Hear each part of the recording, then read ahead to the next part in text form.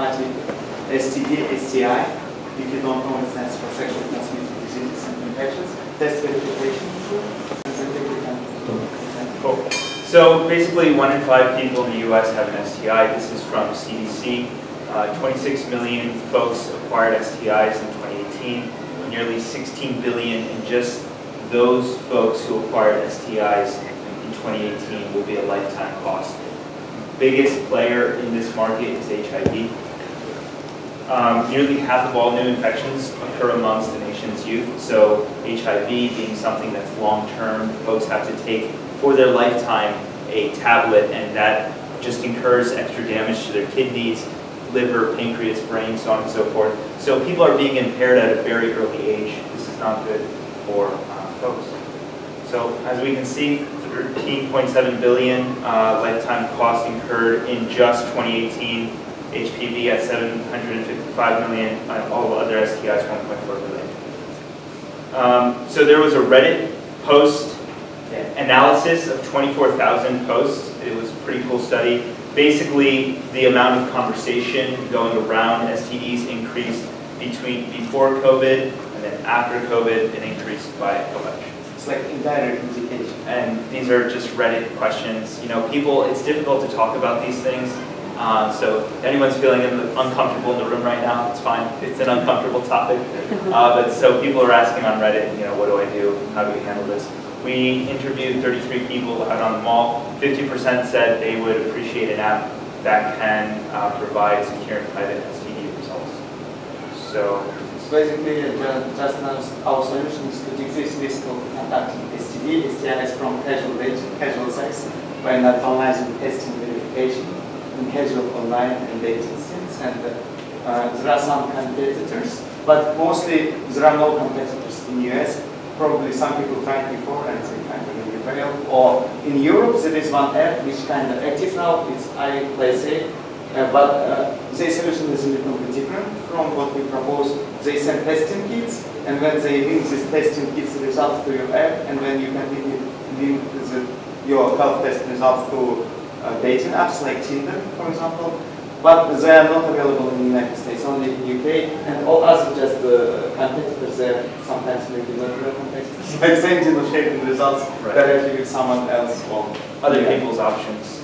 Yeah, and this is like the wireframe which we created. Our app will be, it's like web application or just web mobile application. It will be published to mobile devices because people carry them all the time. And there are different screens, like just basic screens, so plug in and sign up. And then the most important property will be like show QR code or scan QR code. And using this by scanning QR code, you can see like the health status of person who we scan. But we will not give super details like we keep it private. We just give like a pressing precaution. It's yellow light, like traffic light, or like it's safe, it's green light.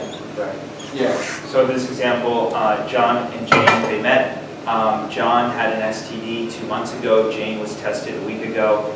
When Jane scans John, she doesn't see, oh, John had an STD. It doesn't say the specific STD, right? That part is hidden. But what it does show Jane is yellow, proceed with caution with his partner, right? So to keep folks safe. Because STDs and STIs, they can cause people to not have children. They can cause people to start having a child, and then the child is ejected in the middle of the pregnancy, or it's a failed pregnancy. So this is a very important issue. This is our user journey. So there's 2 methods. There's the dating app integration, and then there's the in real life integration. Okay.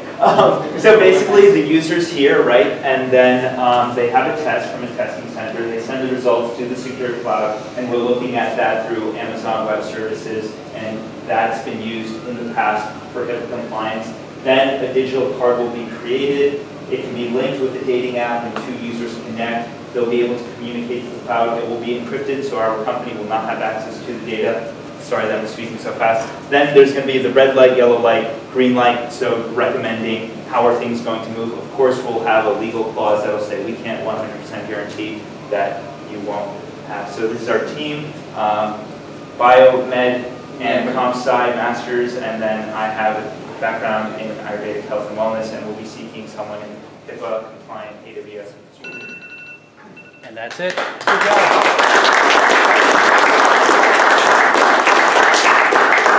All right, judges, you have 3 minutes. Do you have any way that you're going to get paid for this? Yes, so we're believing that the user will do the cost It will be business to customer. as a SaaS model. Security as a service. What does the process look like with the agreement with Tender and like the other agencies? Yes, absolutely, great question. So we'll be speaking with independent testing centers to prove our model, then we'll be seeking funding to build our model and build our MVP, and then from there we'll begin to approach small dating companies and hopefully go up to bigger ones. We'll be targeting the male homosexual market first.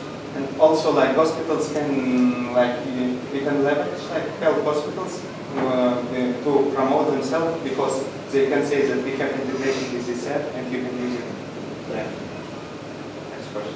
What happens if people were to start screenshotting the results from someone and then posting them on social media? Is there anything around that? Right, we haven't thought about that, but we would absolutely create something that the user, our goal is to be in close contact with the user and protect their privacy. During our testing, that was the highest, that's a social media trouble, if that were to happen. Next question.